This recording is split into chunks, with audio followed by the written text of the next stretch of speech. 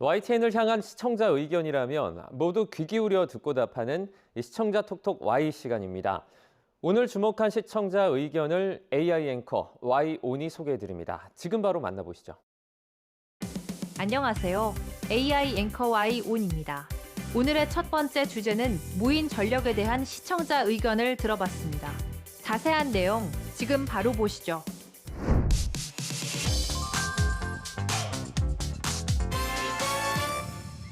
러시아의 침공으로 시작된 러시아 우크라이나 전쟁이 2년을 맞았습니다. 우크라이나와 러시아의 전쟁이 장기화로 접어든 가운데 두 나라의 무인 전력에 주목해 살펴본 리포트가 있었습니다. 우크라이나의 대반격 작전이 시작된 지난해 6월 이후 양국은 무인 전력을 대폭 증강했습니다. 우크라이나는 해상 드론을 이용해 러시아 해군 상륙함을 공격하는가 하면 무인 보트를 이용해 러시아군을 지원하는 유조선을 타격했습니다. 지난해 우크라이나와 러시아 각각의 공격 양상을 살펴봤을 때 드론과 무인 보트 등 무인기를 활용한 작전이 늘어났음을 알 수 있었는데요. 한 통계를 보면 러시아는 개전 이후 6,226차례의 무인기 공격을 받았는데 지난해 6월 이후 피해 숫자가 급격하게 증가했습니다. 우크라이나 역시 9,696차례의 피해 숫자 가운데 5천여 차례가 이 기간에 집중됐습니다. 통계와 원인 분석을 바탕으로 무인 전력에 대한 중요성이 점점 더 커질 것을 전망하며 현대전에서 무인 전력은 아주 효율적인 공격 수단임을 전문가 의견을 통해 전했습니다.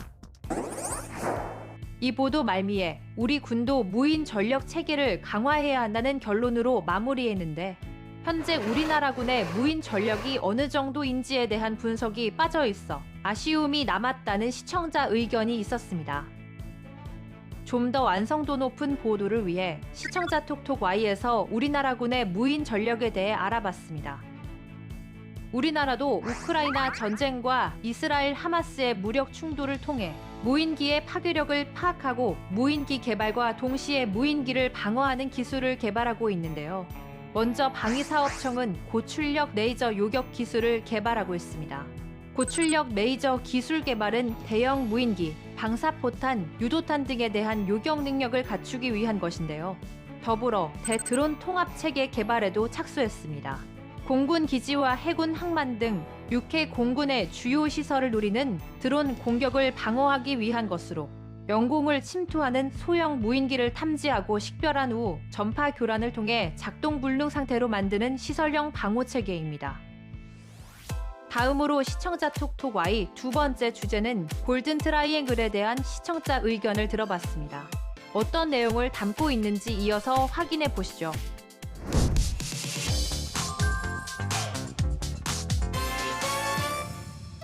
치안력이 잘 닿지 않는 동남아 골든 트라이앵글 지역에서 우리 국민을 감금해놓고 보이스피싱 같은 불법 행위를 시키는 취업 사기가 급증한 것으로 나타났습니다. 미얀마, 라오스, 태국 일대에서 우리나라 국민을 대상으로 취업 사기가 급증해 정부가 여행 금지 지역으로 지정했다는 소식을 알린 보도가 있었습니다. 한 취업 온라인 커뮤니티에 올라온 홍보글입니다. 해외 근무, 여행지 라오스, 인생 역전 필요하신 분, 월 1억 이상 가능. 항공권을 제공하고 숙식을 보장한다는 유인책도 빠지지 않습니다. 동남아 일대 취업 사기가 어떻게 시작되는지 실제 홍보글을 보여주고 피해 사례까지 전해 주의가 필요함을 알렸는데요. 골든 트라이앵글에서 취업 사기가 발생했을 때 구제가 어려운 이유를 전문가의 의견을 통해 상세히 전해 들을 수 있었습니다.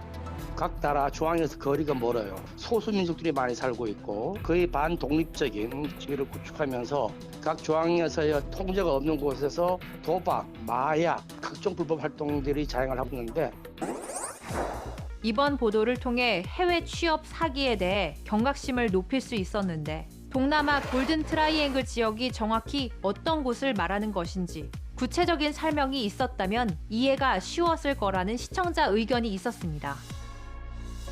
시청자의 이해를 돕기 위해 시청자 톡톡 Y에서 골든 트라이앵글을 지도로 표시해봤습니다. 미얀마, 라오스, 태국 3개국이 메콩강을 끼고 접하는 산악지대를 골든 트라이앵글이라고 칭하는데요. 이 지역에 대해 정부는 라오스, 미얀마에서 취업 사기를 당하는 한국인들이 대부분 태국을 거쳐 들어간다는 점에 착안해 국경 검문소 2곳에 특별 여행주의보를 내리기로 했습니다. 태국과 라오스 접경, 치앙센 국경 검문소와 태국과 미얀마 접경, 매사이 국경 검문소입니다. 앞서 지난해 11월엔 골든 트라이앵글 쪽을 포함한 미얀마 일부 지역, 올해 2월부터는 라오스 내 골든 트라이앵글 경제특구의 여행 금지에 해당하는 여행 경보 4단계를 발령했습니다. 마지막으로 오늘 시청자 톡톡와의 세 번째 주제는 애플 과징금에 대한 시청자 의견을 들어봤습니다. 이어지는 내용도 지금 바로 만나보시죠.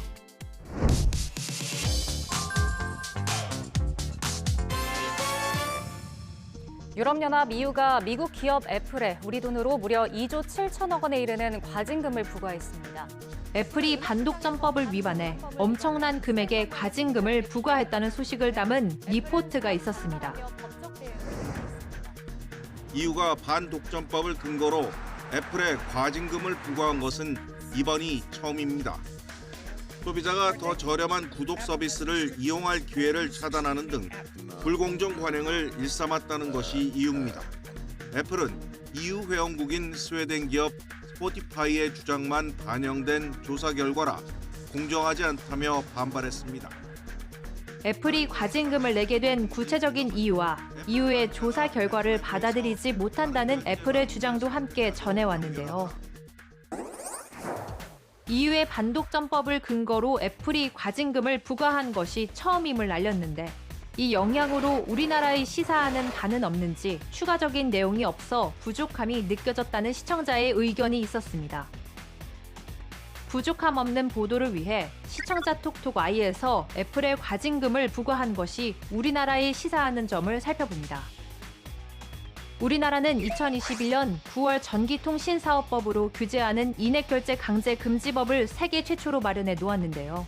전통법 주무부처인 방송통신위원회는 지난해 구글과 애플이 거래상 지위를 남용해 특정 결제 방식을 강제했다고 발표했습니다.